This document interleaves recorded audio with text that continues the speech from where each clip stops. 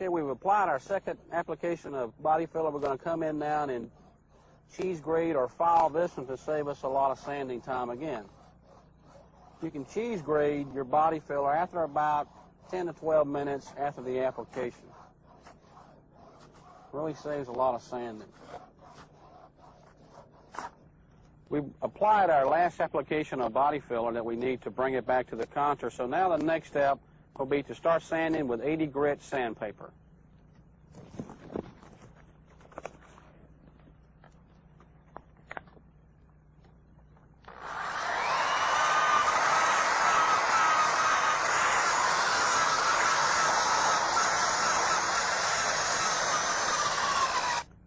We're going to be going still with 80 grit sandpaper, but using a sanding block.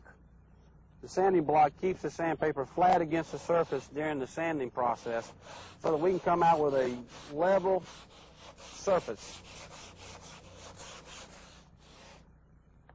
I'm going to go with finer grit sandpaper now to help feather edge out the body filler where the metal and the body filler meet one another so that we can have a real smooth surface.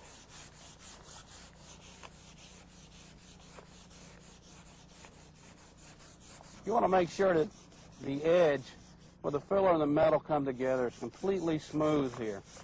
So when you rub your finger across it, you don't feel any type of ledge or little cliff area here. Our next step is to wipe the surface clean with a dry, clean cloth to remove the excess dust that would be on the surface. As soon as we wipe it down, we'll come back with a tack cloth and wipe the area to remove the remaining dust. You don't want any dust in your primer or paint. This is Marhide Supreme Primer. You notice we have a red oxide and we have a gray. The gray is for whites, gray color cars, silvers, and pastel color cars. The red will be great for doing colors like red or like this car here, burgundy. You need to make sure you always shake the can well before making the application. We're going to put on 2 to 3 thin coats of this primer.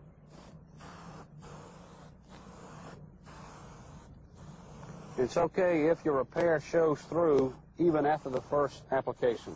We're going to go ahead and apply the second coat now. We have waited about 5 minutes between the coats. Putting on a little bit thicker, starting to completely cover up our repair now. It's like one more coat would probably do this job. Now that our first coat of primer has dried, we're going to go with a medium to fine sandpaper and fine sand the primer.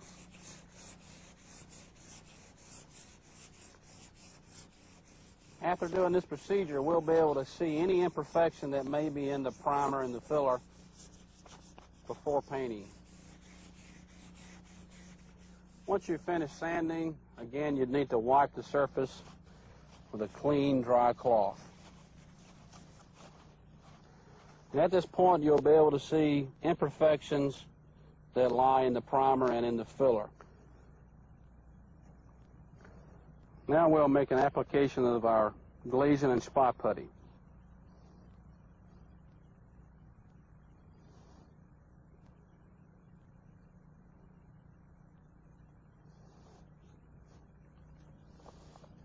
This product will, again, fill in the small imperfections that lie on the surface. And this product is designed to go on real thin, really pressing the product in.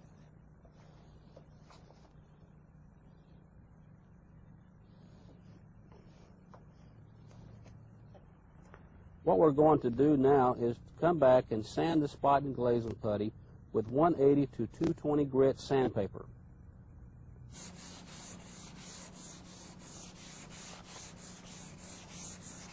We'll be sanding off what we don't need here, and the only glazing and spot putty will be left is what we need to fill the imperfections.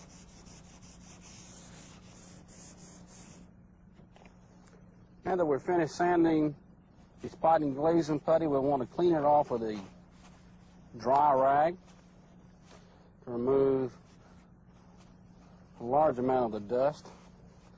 And then we'll take the tack cloth and wipe the area down so we can get ready to prime it. The surface is smooth and ready for the primer. We're going to prime the area in now with our Marhide primer that's been shaken.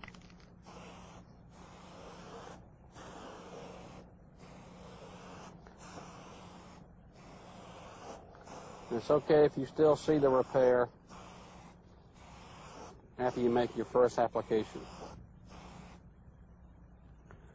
We're going to untape the primer now so that we can sand these edges so that we can feather edge into the original paint job here so that we don't have these rough edges.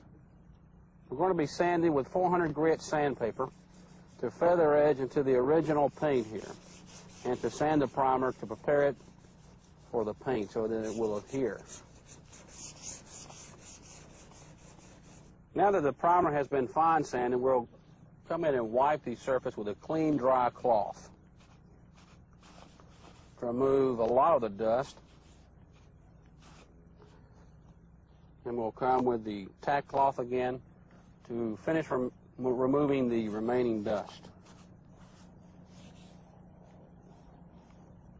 Now that the surface is completely smooth and back to the original contour, we're going to mask off this area to show you how the pros would feather this paint into the old original paint. Now that we've masked the majority of the car off, I would like to show you that technique that the pros use to mask their cars off so that the paint feather edges itself in. Notice the curl in the masking paper here.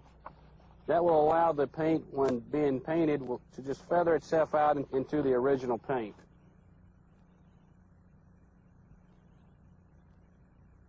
We're going to use the Marhide aerosol spray paint on this car to spot it in. However, you can go to your local auto paint supplier also, and they can mix the paint for you. You want to apply several thin coats of paint.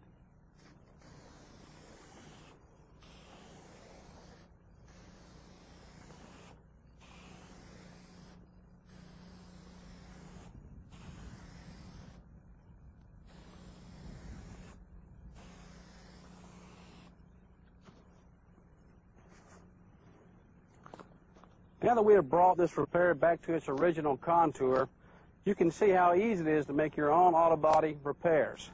Let the paint dry a couple of days, and then you can use the Bondo rubbing compound, the Bondo polishing compound, along with the Bondo buffing pad that is easily attached to your drill to bring it back to a real high gloss.